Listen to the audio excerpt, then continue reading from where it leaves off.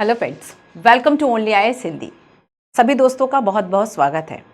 तो आज के सेशन में हम बात करने वाले हैं कि आपको प्रीलिम्स के पहले जो टेस्ट सीरीज लगानी चाहिए वह कितने नंबर ऑफ टेस्ट आपको करने चाहिए।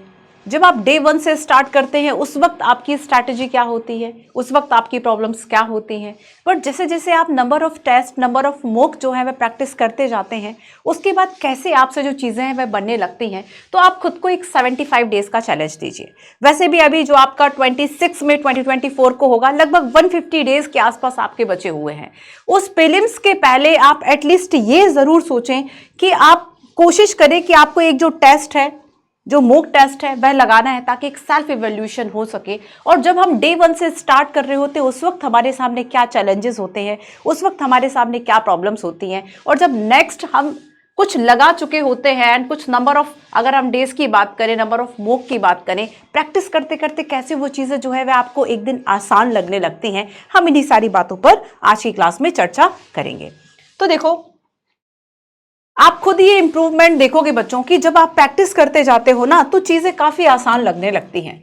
तो सबसे पहली बात है कि आखिर टेस्ट सीरीज जो है वह आपके मन में बहुत सारे नंबर ऑफ क्वेश्चंस जो है वह हो सकते हैं। कितने नंबर ऑफ टेस्ट लगाने चाहिए, क्या सब्जेक्ट वाइज लगाने चाहिए, फुल लेंथ टेस्ट लगाने होंगे।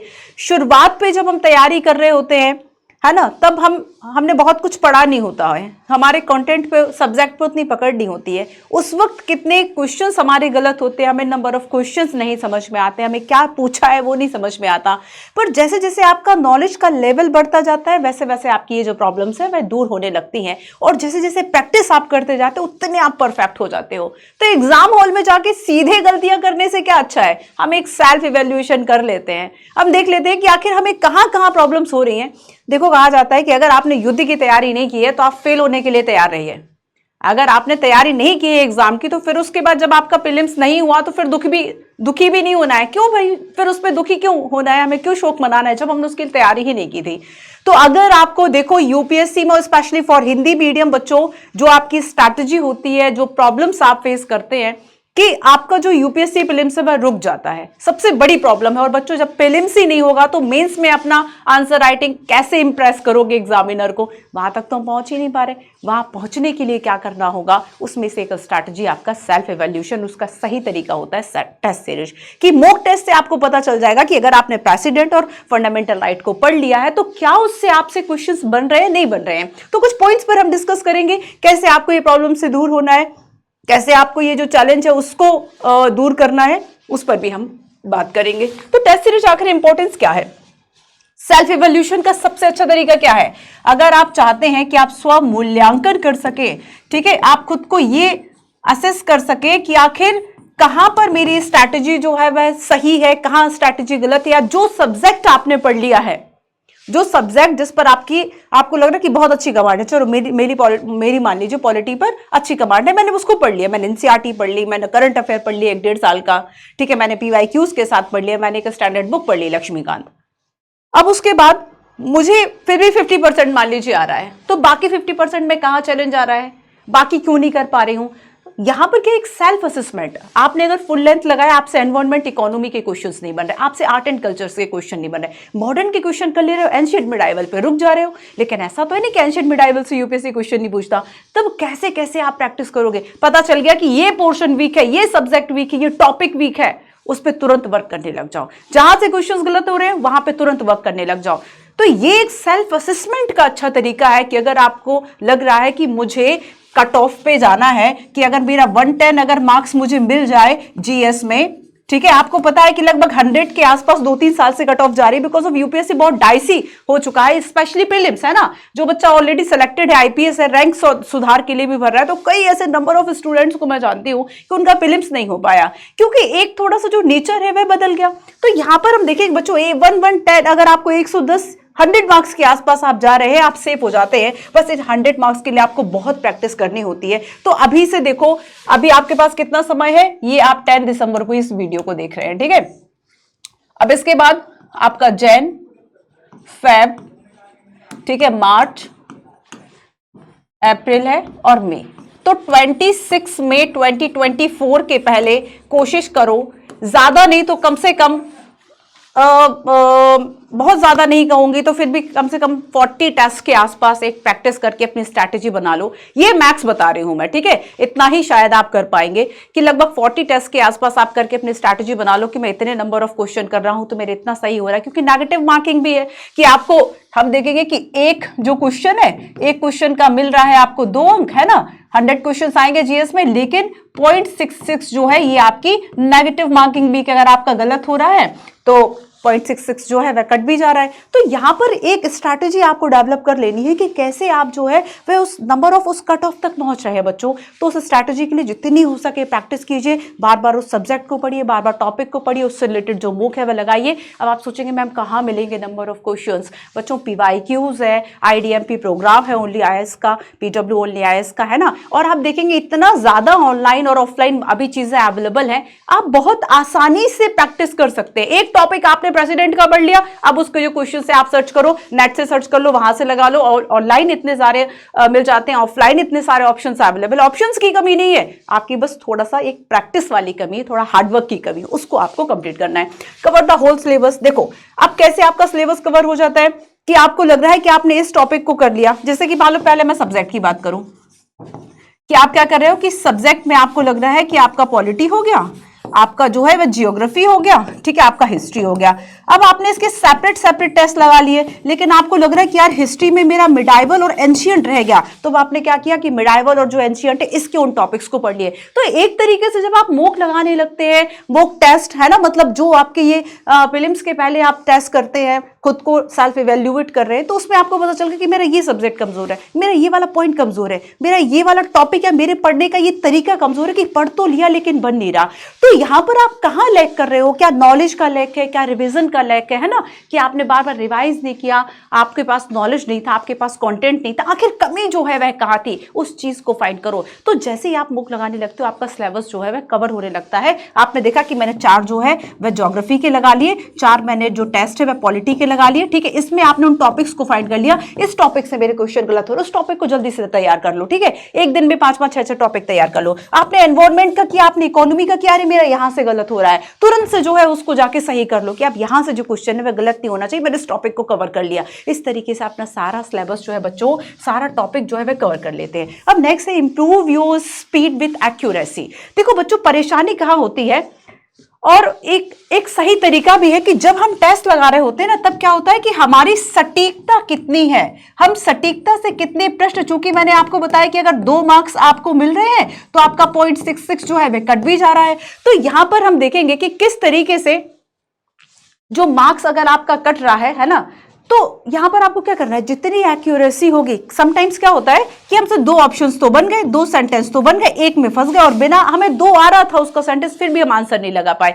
तो आप ये जो एक प्रैक्टिस है वह कर लेते हैं। और देखो, जब सीधा आप 100 क्वेश्चन करने सीधे एग्जाम हॉल में बैठोगे, पता चला 30-40 ही कर पाए, लो समय हो गया, एग्जाम हॉल का प्रेशर है, जो शीट है वह भी फिल करनी है, साइन भी करना है, कहीं अंगूठा भी लगाना है, तब इसमें क्या, इन प्रोसेस में आपका टाइम चला। तो आप अपनी स्पीड के साथ एक्यूरेसी कैसे मेंटेन करोगे, जब जो टेस्ट है वह करोगे, है ना। तो आपको लग रहा है कि यार टेस्ट के लिए आखिर कैसे कैसे हम अपनी स्ट्रैटेजी अपनाएंगे, कहां आपको मिलेंगे, तो मैं बता देती हूं कि PW ओनली IAS का एक प्रोग्राम है, PEP प्रीलिम्स एक्सीलेंस प्रोग्राम, जो कि स्टार्ट हो रहा है 10 दिसंबर 2023 से, ठीक है। स्टार्ट डेट होगा, ये आपका कोर्स लॉन्च का डेट होगा, स्टार्ट डेट होगा आपका 8 जन, और यहां से आप जो अपनी प्रैक्टिस है बच्चों वह कर सकते हैं, ठीक है। तो यहां पर क्या कि 19 मई तक आपके टेस्ट होंगे, और इन सभी टेस्ट में जो है वह आप अपनी प्रिपरेशन को अच्छे से कर सकते हैं, सेल्फ इवेल्यूएशन कर सकते हैं, एक्यूरेसी मेंटेन कर सकते हैं, सारा एक्सप्लेनेशन, और आपको ऑनलाइन ऑफलाइन जो है इसका एक्सप्लेनेशन जो है वह कराया जाएगा,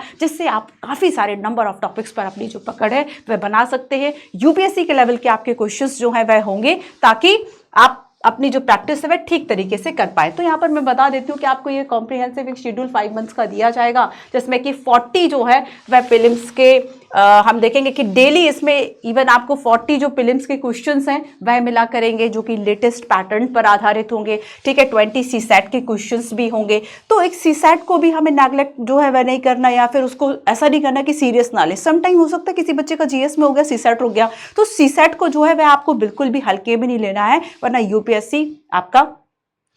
आपको हल्का कर देगा, है ना। तो यहाँ पे क्या करना है कि चाहे प्रीलिम्स हो, जीएस और सीसेट दोनों पे कोशिश करना है कि हमें ऐसा नहीं कि सीसेट पे पूरी मैथ्स जो है वह सारी कवर कर लेनी या फिर एसएससी टाइप ऑफ पढ़ लेना, सारा कुछ मैथ्स करना है।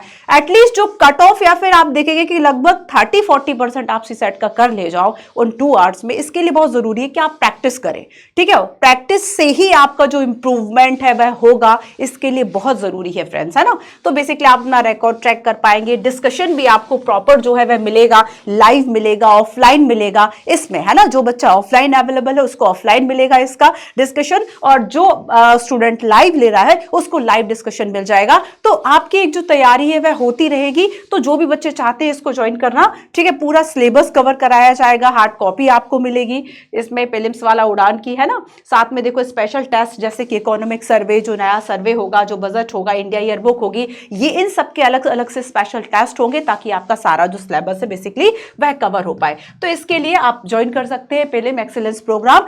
PW ओनली आईएएस आप देखेंगे जो वेबसाइट है PW की, वहां पर आपको मिल जाएगा टेस्ट की और जानकारी, और आप यहां से बाकी डिस्क्रिप्शन में सारी डिटेल्स होंगी बच्चों, ठीक है। तो देखो आप अपनी स्पीड और एक्यूरेसी को जो है वह मेंटेन कर सकते हैं। टाइम मैनेजमेंट, सीधा जाके एग्जाम हॉल में उस एग्जाम प्रेशर में टाइम मैनेजमेंट करोगे, या फिर अभी करना सीख गए कि आपने तुरंत जो है स्टॉप वॉच या टाइमर लगा के रख दिया कि मुझे विद इन 2 आवर्स जो है वह ये सॉल्व करना, और फिर बैठ गए एक फुल लेंथ का जो टेस्ट है वह लेकर, और फिर उसको करने की कोशिश करो कि आखिर मुझसे जो क्वेश्चंस आ रहे हैं उसे करो, जो नहीं आ रहा है उसको भी थोड़ा सा कोशिश करो कि कैसे आप एग्जाम हॉल में एक कट ऑफ तक पहुंचोगे, एक लगभग आपको कितने क्वेश्चंस करने चाहिए, है ना। ये भी कई बच्चों के मन में प्रश्न होता है कि आखिर कितने क्वेश्चन करें कि हमारा जो प्रीलिम्स है नैया पार हो जाए। तो मैक्सिमम कुछ बच्चे सोचते हैं, देखो अगर आपको 50 के आसपास सही चाहिए, कि लगभग 50 क्वेश्चंस तो आपके सही हों, तो ये एक्यूरेसी 100% तो किसी की नहीं हो सकती कि आपने जो 50 अटेम्प्ट किए हैं OMR शीट में फिल किए हैं वो 50 सही है, ऐसा नहीं हो सकता। तो लगभग क्या होता है, क्योंकि यूपीएससी में हो सकता है आपसे 30-35, बहुत अच्छा स्टूडेंट है, 30-35 क्वेश्चंस आपको ऐसे मिल गए जो आपने पढ़े थे, आपने 100% एक्यूरेसी के साथ कराए। इसके बाद बच्चों आप थोड़ा सा अनुमान लगाते हैं, और जब तक आप अपने जो भी आपने कॉन्सेप्ट पढ़े हैं आप उनका यूज नहीं करोगे ना, आपसे यूपीएससी नहीं होगा। केवल नॉलेज के बेस पर तो नहीं होगा, आपको थोड़ा बहुत जो है वह वहां पर ही जो है मेंटल एक्सरसाइज करनी पड़ेगी कि अच्छा मैंने इसको यहां पे पढ़ा था, इसका जो कनेक्शन है इस सब्जेक्ट के इस टॉपिक से है, और यहां पर जो है ये मैंने इसमें स्टडी किया था, तो इसका मतलब ये आंसर इसका होगा, ये नहीं होगा। तो इस तरह की प्रैक्टिसेस के लिए, है ना, आपका एक समय लग जाता है काफी ज्यादा। तो जब आप पहले ही मॉक जो है वह काफी सारे कर चुके होते हैं, तो एक प्रैक्टिस जो है बच्चों वह होती रहती है। तो यहाँ पर बाकी आप देखेंगे कि आपने पढ़ा है इनडायरेक्ट क्वेश्चंस आप वहां से सॉल्व कर लेते हैं। तो लगभग कोशिश आपको फिर भी करनी चाहिए कि 80 के आसपास जो है वह आप कर पाओ। 80-85 एक ऐसा मार्क्स होता है 80-85 का कि लगभग इस पे आप, अगर आपकी एक्यूरेसी सही है, आपकी कंटेंट पे पकड़ है, आपने सारा सिलेबस को कवर किया है, कोर सब्जेक्ट को कवर किया है, बेसिक को कवर किया है, करंट को कवर किया है, PYQs कवर किए, उसके हिसाब से तैयारी करी है, रिवीजन किया है, इतना आप कर ले जाओगे, ठीक है। तो इसके लिए अभी से लग जाओ, क्योंकि अगर आपका प्रीलिम्स नहीं हुआ तो मेंस का कोई फायदा नहीं। अभी आप देखेंगे कि 14,000 जो स्टूडेंट हैं उन्होंने मेंस दिया हुआ था, रिजल्ट भी आपका आ चुका है। तो जिन बच्चों का हो चुका है, वैसे आप सभी को पता होगा कि PW ओनली आईएएस जो है वह, अगर आपका प्रीलिम्स हो चुका है तो मेंस के बाद आपकी सारी जो प्रिपरेशन है फ्री ऑफ कॉस्ट कराता है। जो भी स्टूडेंट यहाँ पर है वो संपर्क कर सकते हैं, ठीक है। सो देखो इसके अलावा बच्चों आपका रिवीजन हो जाता है। रिवीजन क्यों? अगर आपने सारा पढ़ रखा है, आप सब्जेक्ट वाइज लगाइए, या फिर आप सारा जो होल आपके सब्जेक्ट्स हैं, फुल लेंथ जो टेस्ट हैं, ठीक है, जो आपके फुल लेंथ जिसमें सारे सब्जेक्ट दिए होते हैं, इससे प्रैक्टिस कीजिए। तो आपके एक रिवीजन होता रहता है कि अब मैंने फंडामेंटल राइट पढ़ लिया था, यहाँ से क्वेश्चन आया, ठीक है, मैंने एक बार और देख लिया कि मुझे जो रिट वाला था, कितने तरह की रिट होती हैं आर्टिकल 32 के अंतर्गत, इसको मैंने फिर से रिवाइज कर लिया। तो कुछ कुछ ऐसे टॉपिक्स होते हैं जो टफ होते हैं, उस पर ज्यादा रिविजन की जरूरत होती है। बेसिकली रिविजन इन्हीं के लिए ज्यादा चाहिए, है ना। तो आपने क्या किया, एक रिविजन जो है वह पूरा हो जाता है, कॉन्फिडेंस भी जो है वह आने लगता है कि नहीं मेरा हो जाएगा, क्योंकि मैंने अच्छी जो प्रैक्टिस है वह कर ली है। ठीक है, एक राइट स्ट्रैटेजी आपको मालूम हो जाती है। जैसे जैसे आप और मॉक टेस्ट जो है वह लगाते जाते हैं, आप 2-4 टेस्ट लगाते हैं, उसमें सर दर्द ज़्यादा होता है कि यार कुछ भी नहीं आ रहा, पर जैसे जैसे बच्चों आप और नंबर ऑफ टेस्ट लगाते जाओगे ना, आपकी एक जो आपको समझ में आता जाएगा कि नहीं, अब जो जितनी मुश्किल मुझे पहले टेस्ट में हो रही थी ना, अब मुझे उतनी मुश्किल जो है 5 और 6 टेस्ट में नहीं हो रही है। तो धीरे धीरे अपने दिमाग को ना आदत दिलवाओ कि कैसे उसे एमसीक्यूज जो है वह सॉल्व करते हैं। तो बेसिकली जब हमने जो भी क्लासेस पढ़ी है, जो कुछ भी हमने नॉलेज गेन किया है, उसको जब आप अप्लाई करोगे, ठीक है, तब उसमें डेफिनेटली सरदर्द आपका होने वाला है। कभी कुछ चीजें याद नहीं आ रही, यार पढ़ा तो था बट याद नहीं आ रहा, ये होगा नहीं होगा, तो इस तरीके से क्या है कि आप फिर से जो दोबारा है उस सब्जेक्ट पर वापस जाओगे, उस टॉपिक पर वापस जाओगे। ठीक है, तो एक राइट स्ट्रैटेजी बेसिकली आपको ये पता चल जाएगा इतने नंबर ऑफ क्वेश्चंस करने हैं, ये मेरा छूट रहा है, मैं 2 घंटे में नहीं कर पा रहा हूँ, नहीं कर पा रही हूँ। तो एक स्ट्रैटेजी जो है वह आप अपनी 40-50 मॉक में बना लो, है ना। प्रैक्टिस का एक सबसे अच्छा साधन आपका मॉक टेस्ट ही होता है, जिससे पढ़ते जाओ, उसे करते जाओ। ठीक है, अच्छा, एक गलतियां ज्यादातर बच्चे करते हैं कि OMR शीट जो है वह हम सबसे लास्ट में भरेंगे। ठीक है, OMR को फिल नहीं करते हैं। इसका एक तरीका हो सकता है, वन ऑफ द बेस्ट जो तरीका है कि आपने 5-6 क्वेश्चंस कर लिए, है ना, 5 और 6 जो क्वेश्चंस है वह कर लिए, तो फिर इसको जाके यहाँ पे आप फिल कर दो। ठीक है, लास्ट में मत बैठो कि लास्ट में आप एग्जामिनर जब कॉपी चाहिए, नहीं सर 2 गोले और भर लेने दो, ऐसा नहीं करना है। ठीक है, तो जैसे ही 5-6 करते गए तो आप वहां पे जो है वह टिक करते गए कि चलो मैंने नीचे 100 से शुरू किया था, यहाँ से मॉडर्न हिस्ट्री के क्वेश्चन थे, मुझसे पहले बन रहे थे, यहाँ के 5-7 क्वेश्चन लगा दो, OMR शीट में भर दो, तो लास्ट तक के लिए नहीं बैठना है। तो देखो यहाँ पर बेसिकली आपको अपनी जो आइडेंटिफाई योर एक्यूरेसी, इसके लिए बहुत अच्छा तरीका है मॉक टेस्ट लगाना, अपनी सटीकता को पहचानने के लिए कि ये टॉपिक्स जो है वह ठीक है नहीं है, कितने क्वेश्चंस जो है वह मैं एक्यूरेसी के साथ कर पाती हूं, ये जानने के लिए बहुत सही तरीका है। दूसरा देखो कि एक तरीका होता है कि आप करेक्ट आंसर्स फाइंड कर पा रहे हो, तो जब आप लगभग 2-3 हजार प्रश्न यही सॉल्व कर ले जाते हो, तो आपका दिमाग बेसिकली बच्चों तैयार हो जाता है उस दिन के लिए, एग्जाम के लिए। तो एग्जाम प्रेशर में भी समटाइम्स हमको सिली मिस्टेक्स कर देते हैं, वो सिली मिस्टेक्स पहले ही आपकी ठीक हो जाती हैं। ठीक है, तो यहां पर प्रैक्टिस जब तक नहीं करोगे तब आपका प्रीलिम्स जो है तब तक आप फेल होते रहेंगे। तो प्रैक्टिस, केवल मैं प्रीलिम्स की बात नहीं करी, मैं जीवन की हर एक चीज, जो भी आप अपने स्किल्स करना चाहते हैं, जो भी आप एग्जाम देना चाहते हैं, विदाउट प्रैक्टिस और विदाउट प्रिपरेशन के उस चीज में जाने का तो कोई मतलब है नहीं। कई बच्चे सोचते नहीं, जाते हैं यूपीएससी का पेपर देख के आते हैं, बस वही लोग जो है वे 10 लाख फॉर्म संख्या बढ़ा देते हैं, और उसमें एक्चुअली अगर हम कहें तो शायद कुछ लाख या कुछ हजार बच्चे ही होंगे जो सीरियस होंगे और जिन्होंने सही तरीके से प्रिपरेशन की होगी। तो आपको जब मार्केट में या ऑनलाइन मिल सकता है, तो पेपर लेने इतनी लंबी प्रक्रिया, क्योंकि हम एग्जाम हॉल से ही जाएंगे, वहीं से पेपर लेके आएंगे। अगर प्रिपरेशन नहीं की है, लग रहा है कि नहीं हमारे पास अटेम्प्ट जो है वह कम है, 2 अटेम्प्ट ही बचे हैं, लेकिन मैंने तो प्रिपरेशन ही नहीं की, तो फिर एग्जाम में जाने का क्या ही फायदा है। तो अगर प्रिपरेशन नहीं की है तो फिर मत दो, और अगर देना है तो फिर पूरी प्रिपरेशन के साथ दो, उसके लिए प्रैक्टिस करो। विदाउट प्रैक्टिस तो फेलियर के अलावा क्या ही मिलेगा, आप क्या एक्सपेक्ट कर सकते हैं, और कि नहीं मैंने उस दिन जो है वो एकदम से मुझे सारी चीजें तुरंत रिकॉल होगी, मेरी बेस्ट स्ट्रैटेजी जो है वो 2 घंटों के लिए तैयार हो जाएगी। ठीक है, आप देखेंगे कि ओलंपिक में कोई 2 मिनट या 1 मिनट के प्रदर्शन करने के लिए कितने सालों की मेहनत होता है, उसके पीछे कितने सालों की मेहनत होती, तब जाके वो 1 मिनट में परफॉर्म कर पाता है। तो यहाँ पर बच्चों जितनी प्रैक्टिस आप कर लेंगे उतना ही आपको प्रीलिम्स जो है वह आसानी से हो जाएगा। ठीक है, तो देखो आप एक और आपको बेनिफिट मिल जाता है कि आप उन रीजंस को फाइंड कर पाते हैं कि आखिर आपकी जो गलतियां हैं वह क्यों हो रही थी। आप उन रीजंस को फाइंड कर पाते हैं कि मुझे इसमें ना नॉलेज की कमी थी, मैंने राष्ट्रपति वाला टॉपिक ही नहीं पढ़ा था, मैंने एनवायरमेंट में ये वाला सेक्शन ही नहीं पढ़ा था, मैंने नई जो भी टीटी और जो भी कॉन्फ्रेंसेज हुए उसी को नहीं किया था, वहीं से क्वेश्चन आ गया। IR में न्यू जो टीटी जो न्यू समझौते थे मैंने उनको पढ़ा ही नहीं, वहीं से क्वेश्चन आया। तो यहाँ पर क्या कि आपको पता चल जाता है, एक रीजन पता चल जाता है कि लैक ऑफ नॉलेज था, सिली मिस्टेक्स की थी, है ना, एग्जाम पैटर्न नहीं समझ में आ रहा था। तो बहुत सारी ऐसी चीजें होती है जो प्रैक्टिस से ही समझ में आता है। ठीक है, तो यहाँ पर एक तरीका आपको सही अपनाना है। तो ये सारे आपके एक सेल्फ इवैल्यूएशन के लिए बहुत तरीका होता है। सो डे 1 जो प्रॉब्लम्स थी, जैसे जैसे प्रैक्टिस करते जाओगे, प्रैक्टिस आपकी अच्छी होती जाएगी, आप सीखते जाते हैं, और ऐसे में आपकी जो प्रैक्टिसेस है वह काफी अच्छी हो जाएगी, आप गलतियां कम करोगे, है ना। मैं फिर से एक बार बता देती हूँ, प्रीलिम एक्सीलेंस प्रोग्राम 2024, और ये आप सभी के लिए ऑनलाइन और ऑफलाइन जो है वह अवेलेबल है। डिस्क्रिप्शन में लिंक है, नंबर्स हैं, मेल आईडी है, वहां से आप पता कर सकते हैं, या फिर सीधे PW के एप्लीकेशन पर जाकर इस कोर्स के बारे में सारी डिटेल्स जो है वह देख सकते हैं। 10 दिसंबर को ये लॉन्च है एंड स्टार्ट है 8 जन से, और इसमें हम देखेंगे कि आपको काफ़ी सारे जो नंबर ऑफ टेस्ट है वह सीखने को देखने को मिलेंगे, ताकि आपकी एक जो प्रैक्टिस है बच्चों वह बनी रहे, ठीक है।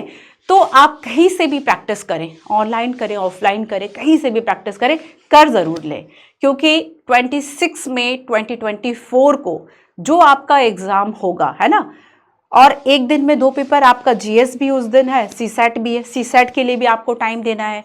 तो अभी आपके पास लगभग 150 डेज, रफली 150 डेज बचे हुए हैं।